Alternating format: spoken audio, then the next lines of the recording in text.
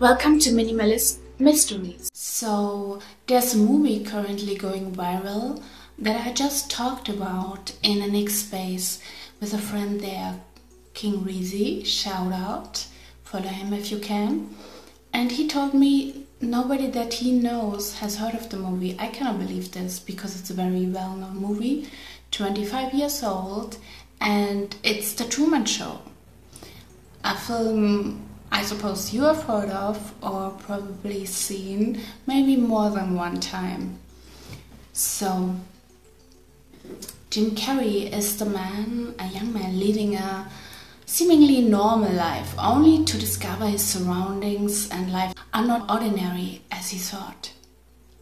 In this film, Truman has been a participant, or rather an unwilling actor, in a series about his life since birth.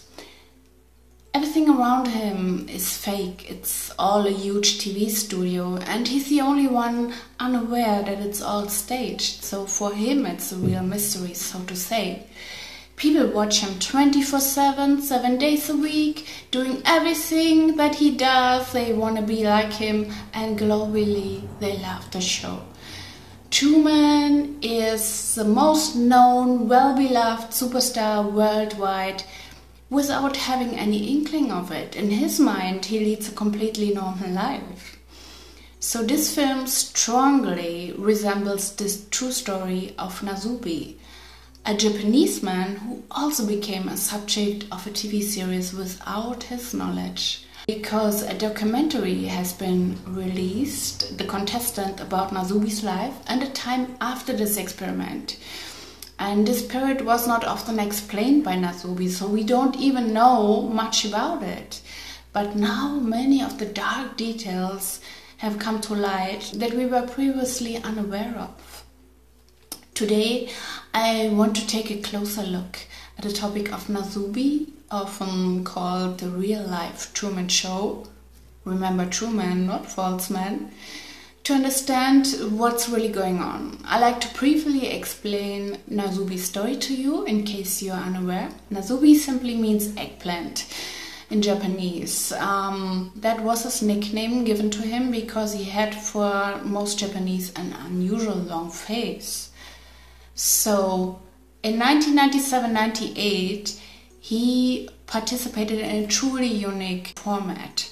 So this was a show which had various segments, and it involved ordinary people, comedians, celebrities, trying to push their limits or achieve something very special, all for the amusement of TV viewers. This show was relatively popular, but not a big deal in Japan, and Nasubi, as a young comedian, wanted to become successful, get his break. And this is why he auditioned, to get a start, and he thought this show would be perfect for him.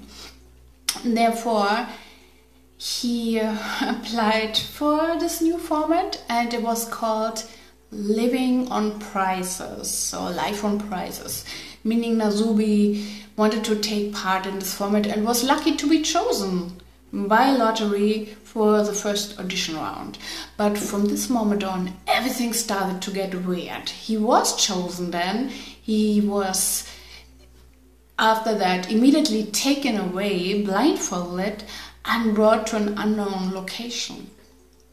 No one knew where he was taken, and he was only told that he was not part of this TV show, but shouldn't worry because most of what they record would never been shown anyway, it would never been broadcast. He was even told that it was highly unlikely anything he did would ever been shown on TV. He could relax and just follow the instructions given to him. So he received certain tasks. He had to strip naked, hand over all his belongings, and had nothing in his room. He was completely isolated, alone in this room, and the only way he could get anything, be it food, clothing, items, was through a stand of magazines and one telephone he had in the room. So in Japan at the time, many magazines had sweepstakes on the back, where you could win prizes and competition by calling just a number. And Nasubi's task was to win those prizes worth 1 million yen. Then he would succeed in this experiment. He had to keep participating in these sweepstakes until he managed to collect this 1 million yen. So I think it's a pretty high amount considering these were simple sweepstakes from magazine back pages. I tried this once. I couldn't believe, by the way, my Japanese student friend back in the day, Tomoko, she told me when we were living in the same dorm that there was a guy who had to win everything in prizes through quizzes, and I couldn't believe it. I'm like, this is not possible. He's gonna stop. Yeah, he had to do. It is normal in Japan. I'm like, no, it's not normal. So I could not believe when she told me that, but this was around the time it had just been finished, I think. So I had won once through crossword puzzles 100 euros, and because I couldn't believe my luck, I didn't cash in the prize immediately. So they sent me another check. So it had a different number, I cashed it in twice, and then, ta-da, was 200 euros.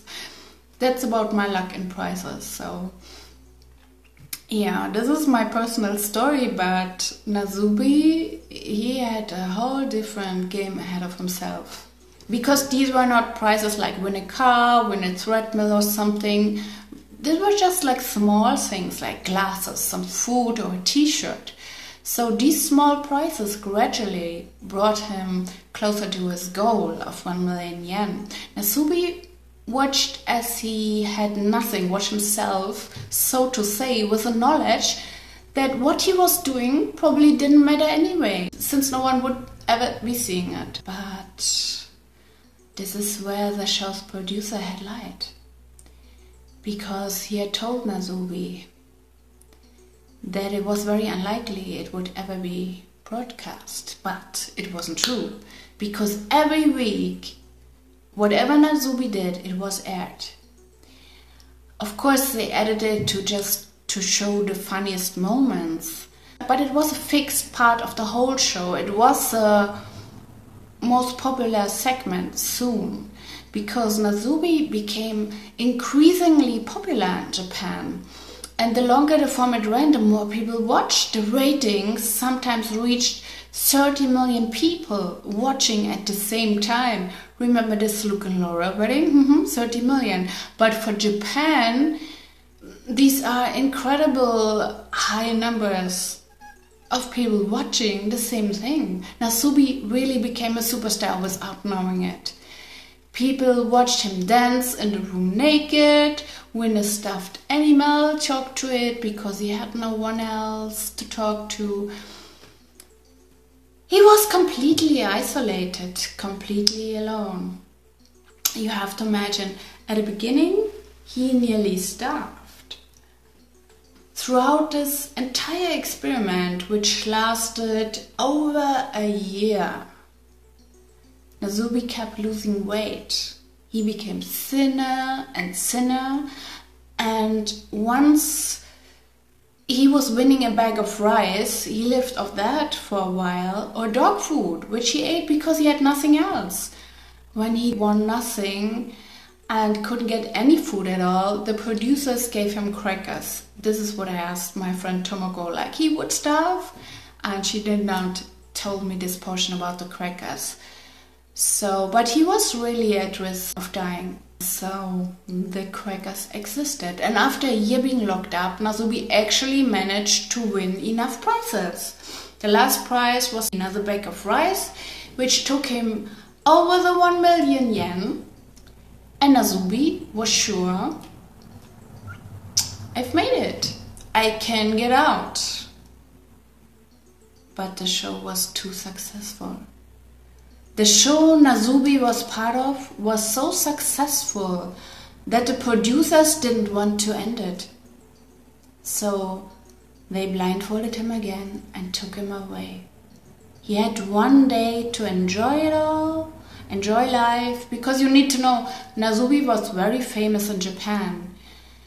They even had to change his location once because too many of his fans were aware. Suddenly they found out, shouted at him through the window, so they had to change his location because of that. But this time, as a little reward, they took him to South Korea, to an amusement park, gave him nice Korean food, because in South Korea, no one knew who he was. He was just big in Japan, you know. And then it came. Nasubi thought it was over. But they blindfolded him again, and he was locked in a new room in South Korea. He was told to strip again, and the whole thing started over. And this time he didn't need to collect 1 million yen, but was told he was now in South Korea and he had to collect enough to get a plane ticket back to Japan. The producers wanted a grand finale, so they wanted Nasubi to keep going, to ride the hype. And Nasubi did what he was told. And he had extreme problems with it. You could see how much stress it caused him. He had a brief breakdown there, but went through with it. And relatively shortly after, he managed to get the plane ticket and flew back to Japan, where he was blindfolded again and locked in a new room. It seemed to start all over again. Nasubi immediately stripped because he was used to it by now, although no one had told him this time. And at the moment he sat there, knowing it was starting all over, suddenly the walls of his room fell. And he was in a big TV studio, surrounded by so many audience viewers, laughing, applauding, because they were not aware that he was not aware. But Nasubi was not aware that the show was even broadcast before it was over, so he was not aware that he was this big star in Japan. All the people looked at him and he was so utterly shocked. You can see it in his face. And he had some success afterwards. He won this show. Afterwards, he helped others. For example, he climbed the Mount Everest 3 times to raise money for good cause. He made the best out of his situation. This new documentary, The Contestant on Hulu, focused especially what happened after that very cruel show. And Nasubi has for the first time really spoken out what happened to him back then, what was done to him. And it was truly harsh. For example, he said most days he could think of nothing else but food. He was sure if he didn't win the food, he would die in there. Like, he didn't think that the producers would storm in and save him. So, yeah, he was truly in survival mode. And he also said, especially at the beginning, a lot was not broadcast. Because at the beginning, they only showed a compilation of the funniest moments. He was a comedian. He was inspired to be a comedian. He wanted to make people laugh because he was bullied as a child. So they showed his dancing. They showed other nice moments. But there were moments where he just sat alone, completely alone, just staring at the wall. And moments like this, where he actually seemed to have a nervous breakdown, where he spoke directly into the camera, saying it was all too much for him, that he couldn't handle it all. And these moments existed. There were numerous, quite a few, but those were not shown. because that wasn't what people wanted to see. That wasn't funny, that wasn't exciting, that wasn't entertaining, that was just sad. Yeah, and the whole show had an incredibly traumatic, horrific effect on Nasubi. He struggled with anxiety and psychological problems afterwards, post-traumatic stress disorder. And he wanted to rewatch the show, but he couldn't. He started watching it, but reliving those moments, seeing them again, brought back all these painful memories. And he knew he couldn't finish this show. So, yeah, although he made the best of what life dealt to him, this whole experience was extremely painful for him. And the producers didn't treat him with any dignity, just like in a Truman Show. He was purely used for entertainment and for the show's success to an extent where, yeah, the producers would have loved to keep the show going, just like in a Truman Show. And they would have kept tormenting Nasubi just because more and more people were watching. Nasubi was also asked a question that many of you would find particularly interesting. And this question was why he didn't leave. Because you have to know, his room was never locked. He could have opened the door and left at any time, but he didn't. Because he didn't want to. And he said it was mainly because he was too afraid to go out. He was simply too ashamed because he was completely naked. He never wore clothes, or only very late in the game some kind of clothes, but most of the time he was naked. So he didn't dare to go outside. Maybe he would get arrested. So sense of shame and fear, and yeah, the fear of being arrested, he was too scared. So not knowing that meanwhile he was watched by millions, being completely in the nude. Nasubi's life on this game show were incredibly brutal. And it's great to see that he's doing so well now, that he's a happy person. But this show shows that the fiction you see in the Truman Show isn't as fictional, because people are capable of truly terrible things when there's some success in it. I wanted to present this entire incident in detail to you. I hope you enjoyed this topic, although it was a bit of a different one, and hopefully we'll see each other next time here in the Mystery Zone.